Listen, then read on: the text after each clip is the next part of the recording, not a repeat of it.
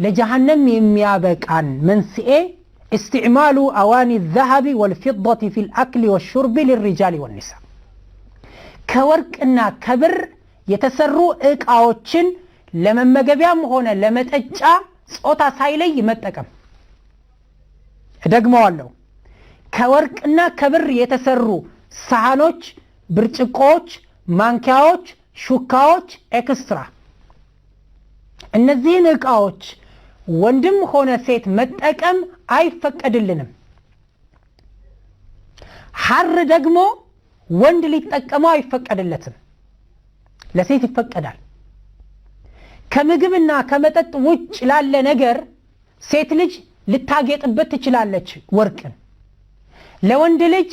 አንገት ላይ የሚንጠለጠል ሳይሆን ጆሮ ላይ የሚንጠለጠል ሳይሆን አፍንጫ ላይ የሚተከል ሳይሆን ጣት ላይ የምትደረግ ቀለበት ከብር ይፈቀድለታል ከዚህ ውጭ ከብርና ከወርቅ በተሰሩ ዕቃዎች መመገብ መጠጣት ወንድንም ሴትንም አይፈቀድላቸው ሐርን ለወንዶች መልበስ አይፈቀድላቸው ጥሩ ክልክል ሆኖ ያለ ከብርና ከወርቅ በተሰራ ዕቃ የሚመገቡ የሚጠጡ ሰዎች ቅጣት ይጠብቃቸዋል واعلموا ان الدنيا متاع قليل لببلوا የዱንያ ህይወት ትንሽ መጠቃቀሚያ ናት የደስታ አገር ብቸኛው አገር አኺራ ናት ያችን አገር ለማግኘት ዱንያ ላይ በጥቃቅን ነገሮች ልንታለል አይገባም ወርቅ የዱንያ ወርቅ አፈር አለው ውስጡ አፈር ከአፈር ውስጥ የወጣ እኮ ነው የአኺራ ወርቅ ግን ከአፈር አይደለም የዱንያ ሐር የተወሰነ የምድር ነገር አለው ውስጡ የአኺራ ሐር ግን ግንኙነት የለው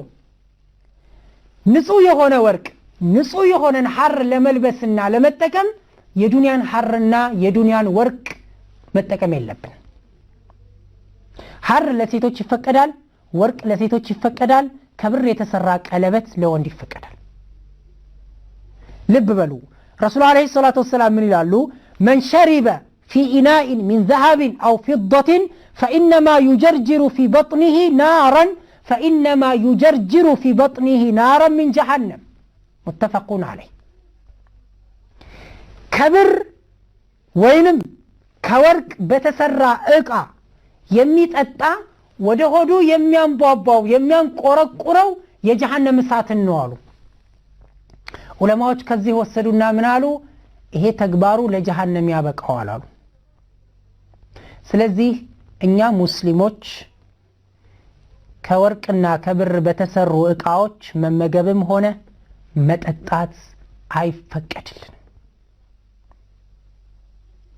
هي لهم في الدنيا ولنا في الآخرة إن شاء الله في جنات النعيم ورقنا بر مسلم لالهونو سوچ متقاقميا እንጂ የኛ አይደሉ ለኛ እዚች ምድር ላይ አልተፈቀዱልንም ተው ውዲቷ እህቴ ወርቅና ብር መጠቀም ይፈቀድልሻል ግን እንዳታባክኝ ለኩራት እንዳትጠቀሚበት በስርዓቱ ተጠቀሚ ሳታባክኝ የፈለግሽውን ያህል ሀብታም ብትሆኚ የፈለገውን ያህል ሀብታም የሆነ ባል ብታገቢ በጌጣጌጥ ድንበር እንዳታልፊ ሁሉም በልክ መሆን አለበት ሁለተኛው ውድቷ እህቴ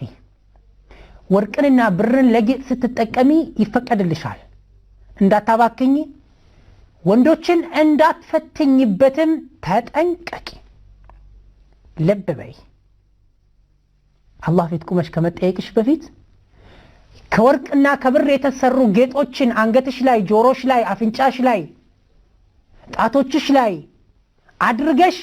ሳትሸፋፈኝ ወተሽ ወንዶችን አደጋ ላይ እንዳትጥይ አማም አላህ ትጠየቂበታለሽ አንድ ሁለተኛ ራስሽን አደጋ ላይ አትጣይ በአሁን ሰዓት ዳቦ ገዝተው መብያ ያጡ መንገድ ላይ የቆሙ ነታፊዎች አሉ አጋጥሞሽ ሊሆን ይችላል እህቴ ያጋጠማት ሰምተሽም ወይም አይተሽ ሊሆን ይችላል።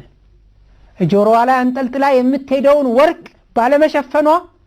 አንገቷ ላይ አንጠልጥላ የምትሄደውን ወርቅ ባለመሸፈኗ ያንን ወርቅ ለመውሰድ ሲሉ መንትፈው ጆሮዋ የተበጠሰ፣ አንገቷ ላይ ያለውን ወርቅ ሲበጥሱ አንገቷ የደማ፣ ጣቷ ላይ ያለውን ወርቅ ለማውለቅ ጣቷ ጉዳት የደረሰበት በርካታ እህቶቻችን አሉ። ለምን? ባለመሸፈናቸው ነው። ራስሽንም አደጋ ላይ ትጥያለሽ፣ ወንድሞችሽንም አደጋ ላይ ትጥያለሽ። ሂጃብሽ ክብርሽ ነው። ውዲቷ እህቴ ሂጃብ ስታደርጊ ከሂጃቡ ስር ያለው ምን እንደሆነ